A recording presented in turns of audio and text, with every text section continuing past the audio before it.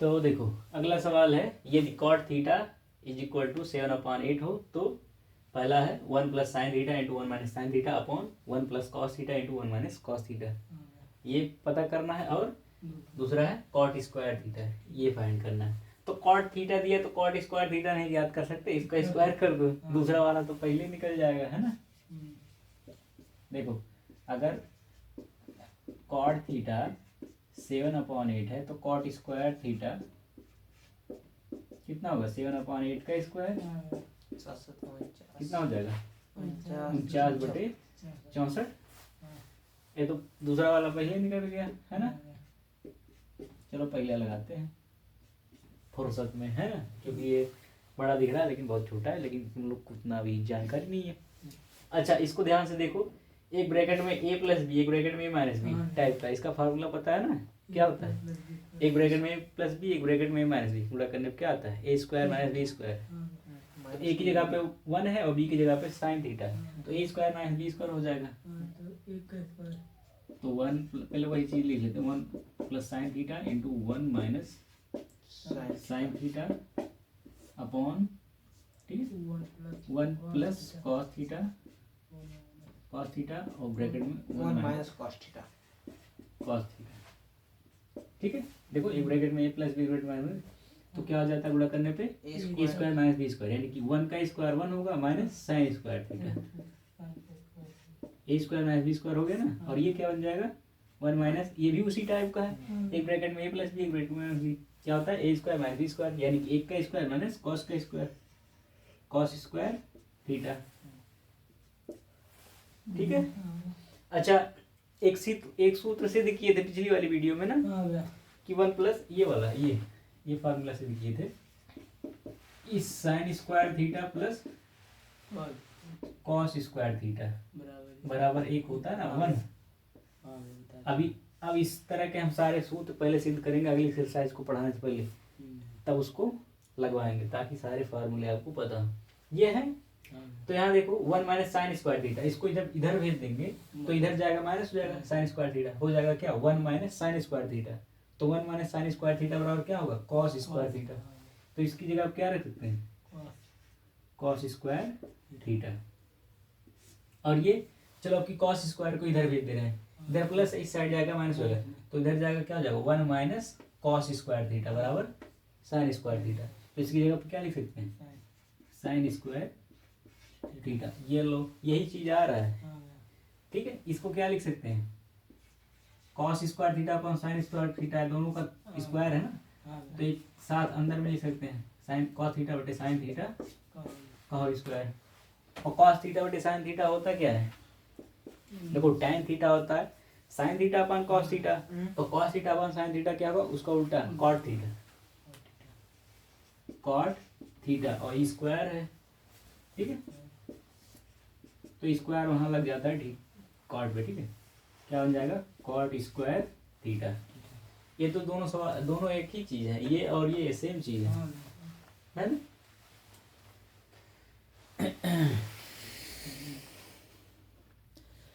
अगला सवाल है, यदि 3 cot a बराबर 4 हो तो जांच कीजिए कि 1 माइनस टेन स्क्वायर ए बटे 1 प्लस टेन स्क्वायर ए बराबर कॉस स्क्वायर ए माइनस साइन स्क्वायर ए होगा कि नहीं, यही है, होगा कि नहीं।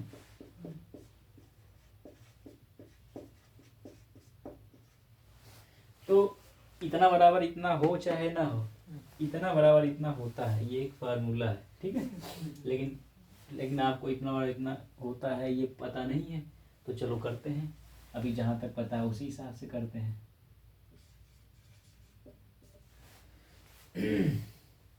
तो यहाँ से कॉट ए का मान निकाल लेते हैं, ठीक है।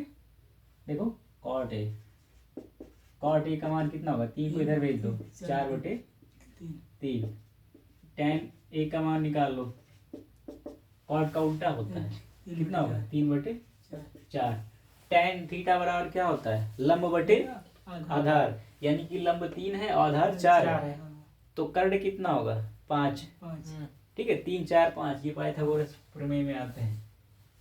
ये देखो अगर ये जो है 3 है, ये 3 है और ये 4 है, तो देखो कर्ण कितना होगा कर्ण का स्क्वायर कितना होगा, लंब का स्क्वायर प्लस आधार का स्क्वायर, 3 का स्क्वायर 9 प्लस 4 का स्क्वायर 16, 16 और 9 25, 25 का वर्गमूल कितना होगा 5। ये निकल गया पाइथागोरस प्रमेय से। ठीक है, चलो निकाल के दिखाई देते हैं। अतः ये जो है लंब जो है कितना होगा 3 होगा, 3 मात्रक। ठीक, और आधार कितना होगा 4 मात्रक। बौधायन थ्योरम से, जिसे पाइथागोरस प्रमेय कहते हो, बौधायन प्रमेय से,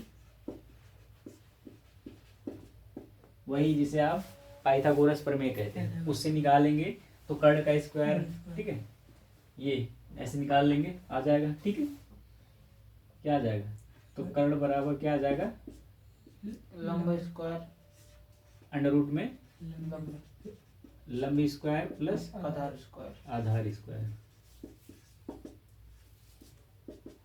ठीक है, लंब कितना है 3, 3 का स्क्वायर प्लस आधार का स्क्वायर 4 का स्क्वायर।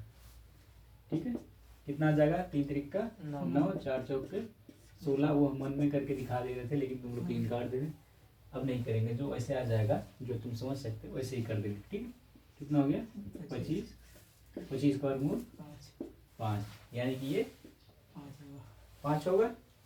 ठीक है, अब हम यहाँ से क्या क्या दिया है, अच्छा tan दिया है, तो फिर चलो कोई बात नहीं, साइन और कॉस भी है ना, तो एक बार हम बायां पक्ष ले लेते हैं। ठीक है, दायां पक्ष, हाँ, बायां पक्ष कितना है 1 माइनस tan स्क्वायर है बटे 1 प्लस tan स्क्वायर है, tan स्क्वायर है। तो 1 माइनस tan का मान कितना है, ये देखो निकाले हैं, tan a का मान 3/4 है, तो tan स्क्वायर क्या होगा 3/4 का स्क्वायर। ठीक है, बटे 1 माइनस 1 प्लस है ना, 1 प्लस tan स्क्वायर है, यानी कि 1 प्लस 3/4 का स्क्वायर। तो ये देखो 1 माइनस 3 त्रिक का 9/4 चौक के 16, 1 माइनस 1 प्लस है। ठीक, 3 त्रिक का 9/4 चौक के 16। ठीक, ये देखो इसका इधर गुणा होगा, 16 एकम 16 में से 9 घटा लो, कितना बचेगा 5, 16 में 9 घटा लो 7, और ये देखो 16 एकम 16 और 9 25। अरे अभी पहले ये देखो 16 एकम 16, 16 में से 9 घटा लो, कितना बचा 7, और बटे में तो 16 है, और ये बड़का बटे मेन वाला बटे, ये चीज है। ठीक है, 16 एकम 16 और 9 25 बटे 16, बटे में तो ये अब बताए थे, उल्टा करके गुणा हो जाता है, 7/16 वही रहेगा, और ये उल्टा करके गुणा हो जाएगा 16/25, 16 कट जाएगा, 16 कट गया, कितना आ गया 7/25। ये भूखा, ये आ गया बायां पक्ष। हम दायां पक्ष भी निकाल लें, अगर दायां पक्ष भी 7/25 आ रहा है तो हम कह देंगे हाँ इतना बराबर इतना होगा, नहीं तो नहीं होगा। चलो दायां पक्ष निकाल लें,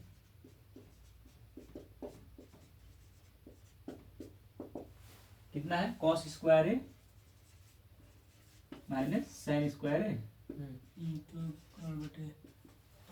ठीक है, तो कॉस का मान निकाल लो, कॉस कितना होगा लंब बटे आधार। अच्छा रुको यहाँ ABC तो लिख लें, तभी तो है ना, लंब बटे आधार। ये देखो इसके लिए ये लंब है, ये आधार और कर्ण। ठीक, तो इस कॉस ए कितना होगा आधार बटे कर्ण, यानी कि 4/5।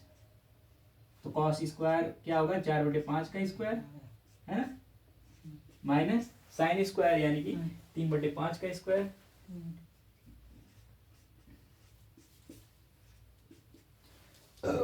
देखो बटे में तो 25 आ गया है ना, ऊपर देखते हैं क्या होता है। चलो 4 चौक के 16/25 माइनस 3 त्रिक का 9/25, 16 में से 9 घटा लो, कितना बचेगा 7/25।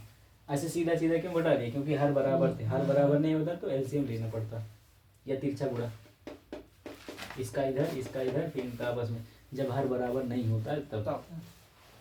तो देखो लेफ्ट हैंड साइड यानी कि बायां पक्ष, ये आया है और राइट हैंड साइड दोनों सेम सेम आ रहा है ना, तो यहाँ लिखेंगे अतः वही चीज है, मतलब कि ये होगा, ठीक है। LHS बराबर RHS, left hand side equal to right hand side, यानी कि ये बराबर है, इतना बराबर इतना होगा, ठीक है, प्रूव्ड।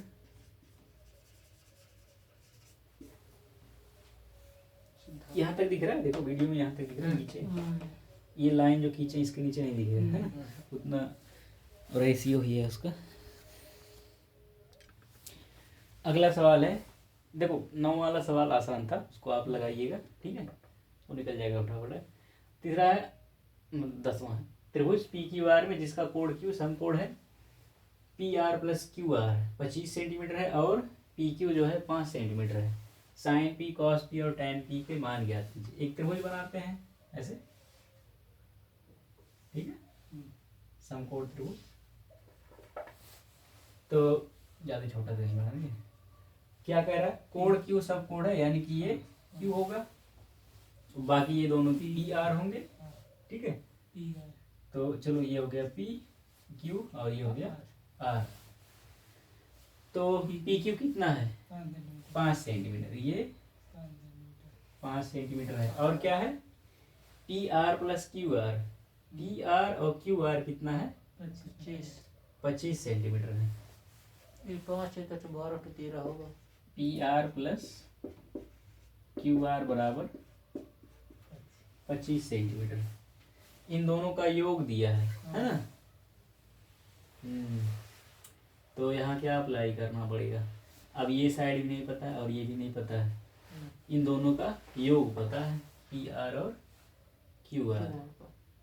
अच्छा 5 सेंटीमीटर जो आता है किसी त्रिभुज में, वो ऐसा समकोण त्रिभुज जानते हो कोई? क्या? वो होता है 12 सेंटीमीटर, 5 सेंटीमीटर और 13 सेंटीमीटर, पाइथागोरस थ्योरम में अप्लाई होगा, ठीक है। क्योंकि देखो 5 का स्क्वायर 25 और 12 का स्क्वायर 144, 144 और 25 को जोड़ो कितना होगा 169, जो कि 13 का स्क्वायर है, यानी कि अगर आधार 5 है तो लंब 12 होगा और कर्ण 13 होगा। 13। अच्छा अगर ये 13 है और ये 12 तभी तो जोड़ोगे 25 आएगा। हाँ तो ये ठीक बैठ रहा है ना। तो इस तरह आ जाएगा। फोकस किया है कि नहीं? हाँ किया है। तो देखो हमको पता है, हमें पता है कि 5 सेंटीमीटर, ठीक है, 12 सेंटीमीटर और 13 सेंटीमीटर, ठीक है। ये पाइथागोरियन ट्रिपलेट्स हैं, पाइथागोरियन त्रिक है, हिंदी में त्रिक कहते हैं, पाइथागोरियन ट्रिपलेट्स त्रिक हैं, मतलब ये तीनों फिट होते हैं पाइथागोरस के थ्योरम में, उसके फॉर्मूले में, लंब आधार और कर्ण में। तो अगर आधार 5 है तो लंब 12 होगा और कर्ण 13 होगा, ठीक है।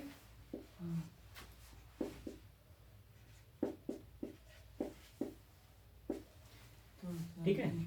अच्छा ये देखो कितना दिया है, PQ + QR दिया है ना, 25 है।